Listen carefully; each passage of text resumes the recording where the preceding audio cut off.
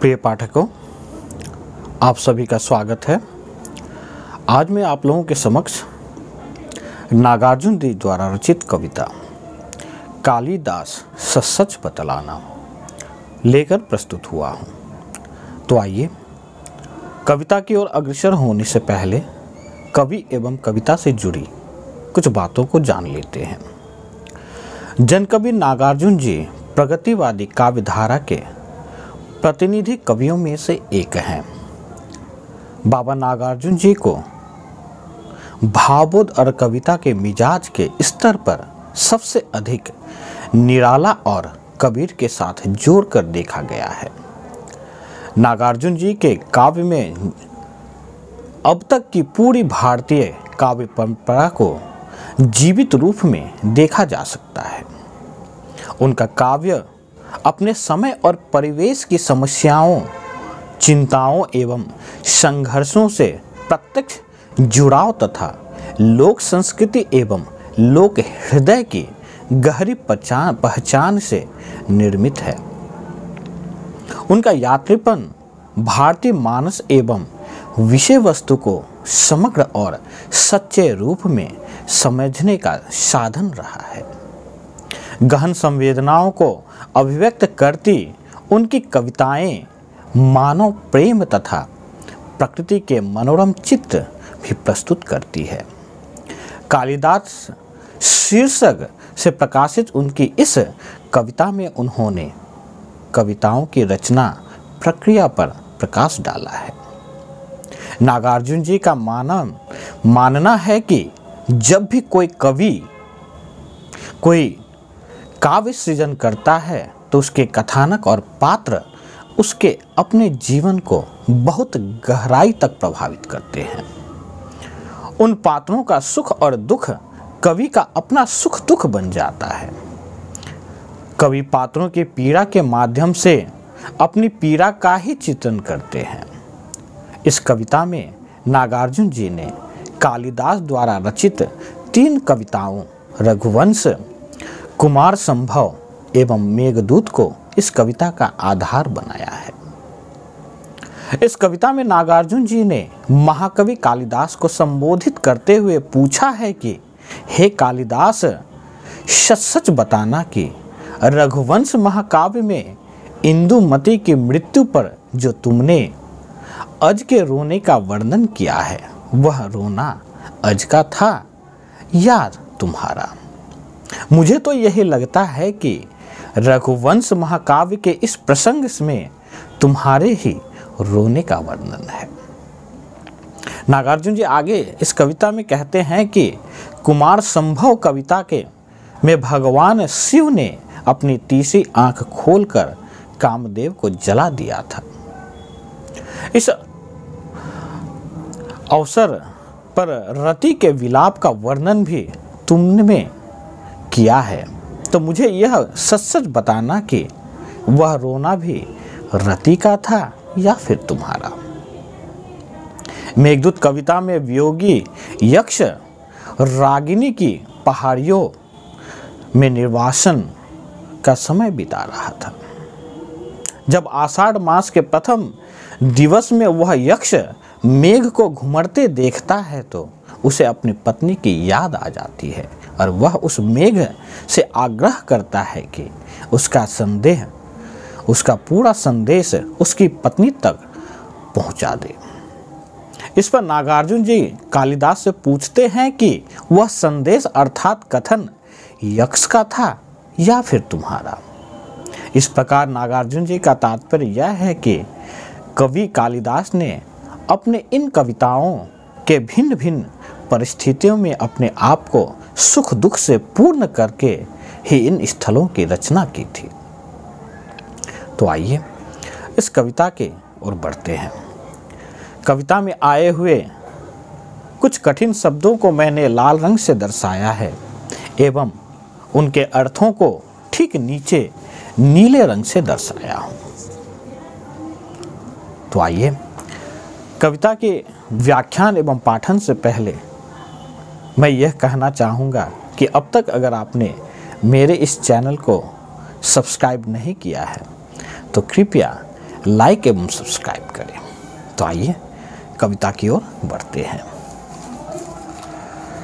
कालिदास सच सच बतलाना, इंदुमती के मृत्यु शोक से अज रोया या तुम रोए थे। कालिदास सच सच बतलाना। तो आइए प्रसंग की ओर बढ़ते हैं। प्रस्तुत पंक्ति नागार्जुन जी द्वारा रचित कविता कालिदास से लिया गया है। यहाँ कालिदास के महाकाव्य रघुवंश में आए इंदुमती के प्रति अज के विलाप की ओर संकेत करते हुए नागार्जुन जी कालिदास से पूछ रहे हैं। तो आइए पंक्तियों की व्याख्या करते हैं। यह नागार्जुन जी यह मानते हैं कि किसी भी कविता में कवि अपने ही मन के भाव को व्यक्त करता है। नागार्जुन जी इस कविता के पहले भाग में कालिदास द्वारा रचित कविता रघुवंश महाकाव्य में महाराज अज की पत्नी इंदुमती के निधन पर प्रकट विलाप को बहुत ही मार्मिक अभिव्यक्ति देते हुए प्रश्न करते हैं कि हे कालिदास, मुझसे तुम सच सच कहना कि तुमने अपनी रचना रघुवंश में पत्नी इंदुमती की मृत्यु पर अज के विलाप का जो वर्णन किया है, वह विलाप इंदुमती की मृत्यु के शोक में व्याकुल अज का है अथवा इसके बहाने तुमने अपने मन के शोक को व्यक्त किया है। तो हे कालिदास, यह बात बिल्कुल सच सच बताना। अर्थात नागार्जुन जी कहते हैं कि रघुकुल के महाराज अज का अपनी पत्नी के मृत्यु शोक में जिस तरह से विलाप का चित्रण आपने किया है, वास्तव में वह अज का विलाप था या फिर उसके दुख को तुमने अपने भीतर धारण कर लिया। तुम्हारा यह विरह वर्णन देखकर तो यह महसूस होता है जैसे मानो महाराज अज के आंसू न होकर तुमने ही उनकी जगह अपनी आंसू बहाए थे। तो आइए कविता की अगली पंक्ति की ओर बढ़ते हैं। शिवजी की तीसरी आंख से निकली हुई महाज्वाला में घृत मिश्रित सूखी समिधा सम, कामदेव जब भस्म हो गया रति का क्रंदन शुन आंसू से, तुमने ही तो दृग धोए थे। कालिदास सच सच बतलाना, रति रोई या तुम रोए थे। तो आइए प्रसंग की ओर बढ़ते हैं। कवि कालिदास के महाकाव्य कुमार संभव में आए कामदेव के प्रति रति के विलाप की ओर संकेत करते हुए यह नागार्जुन जी पूछ रहे हैं। तो आइए पंक्तियों की व्याख्या करते हैं। नागार्जुन जी ने इस कविता के दूसरे अनुच्छेद में कालिदास के महाकाव्य कुमार संभव का प्रसंग उद्धृत किया है। इस कविता में भगवान शिव की तीसरी आंख से निकली महाज्वाला से कामदेव इस प्रकार जल गया जिस प्रकार घी चुपड़ी समिधा अर्थात लकड़ी जल जाती है। उस समय पति कामदेव के जल जाने पर पति रति का विलाप सुनकर तुम्ही ने तो आंसू बहाए थे। तो हे कालिदास, सच सच बताना, उस समय तुम रोए थे अथवा कामदेव की पत्नी रोई थी। मुझे तो लगता है रति के बहाने तुमने अपना ही शोक व्यक्त किया है।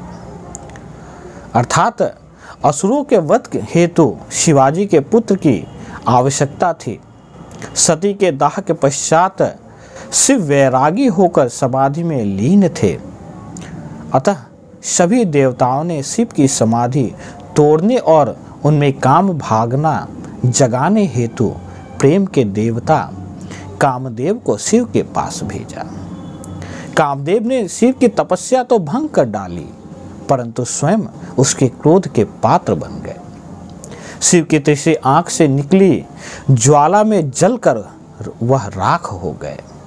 जिस तरह घी लगी हुई सूखी समिधा अर्थात लकड़ी हवन की ज्वाला में जलती है, उसी के समान कामदेव जलकर भस्म हो गया था।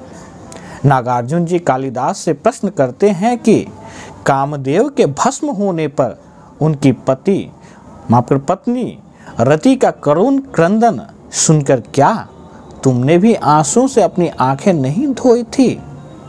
अर्थात रति के दुख का जो वर्णन तुमने किया है उसे पढ़कर तो यही कहा जा सकता है कि रति की पीड़ा को तुमने अपने हृदय की गहराइयों तक अनुभव किया था। तभी तो मुझे ऐसा प्रतीत होता है जैसे वह आंसू रति के न होकर तुम्हारे ही थे। तो आइए अगली पंक्ति की ओर बढ़ते हैं। वर्षा ऋतु की स्निग्ध भूमि का प्रथम दिवस आषाढ़ मास का, देख गगन में श्याम घन घटा, विधुर यक्ष का मन जब उचटा। खरे खरे तब हाथ जोड़कर चित्रकूट से सुभग शिखर पर उस बेचारे ने भेजा था जिनके ही द्वारा संदेशा। तो आइए इस पंक्ति के प्रसंग की ओर बढ़ते हैं। कवि कालिदास की रचना मेघदूत में वर्णित वियोगी यक्ष की ओर संकेत करते हुए नागार्जुन जी यहाँ कालिदास से प्रश्न पूछ रहे हैं।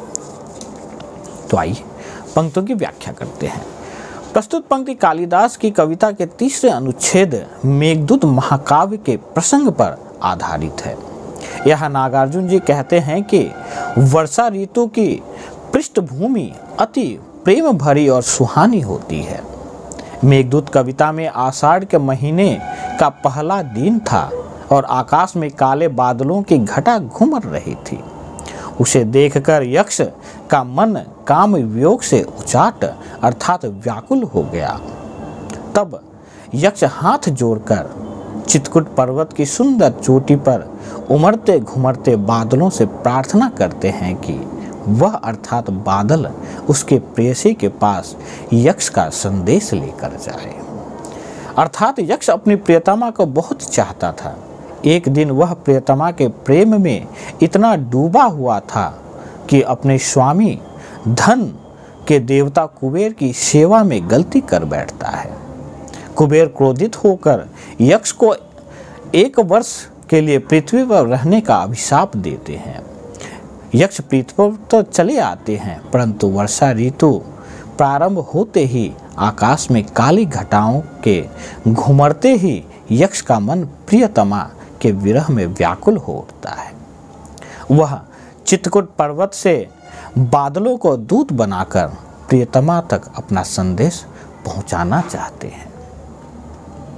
तो आइए अगली पंक्ति की ओर बढ़ते हैं।